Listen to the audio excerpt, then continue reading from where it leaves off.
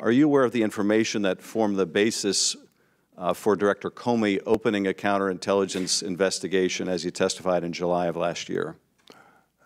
No, not as I sit here. And if I did, I'm not sure I could talk about it in open session, but I do not. And I'm not going to ask you to, but do you believe that Director Comey would have opened a counterintelligence investigation on a presidential campaign lightly or on mere hunch? No. He would need some evidentiary or information basis to do so. Based on everything I know about Jim Comey and the FBI, yes.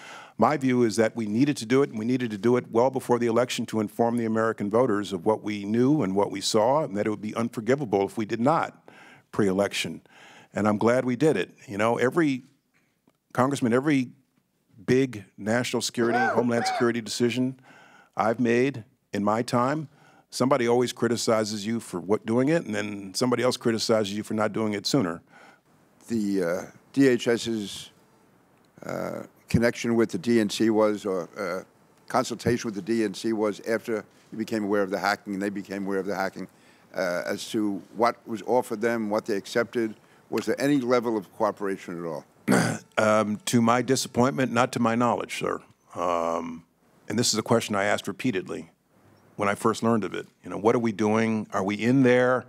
Are we helping them discover the vulnerabilities? Because this was fresh off the OPM experience. And there was a point at which DHS cybersecurity experts did get into OPM and actually help them discover the bad actors and patch some of the exfiltrations, or at least minimize some of the damage. And so I was anxious to know whether or not our folks were in there. And the response I got was FBI had spoken to them. They don't want our help. They have CrowdStrike, the cybersecurity firm.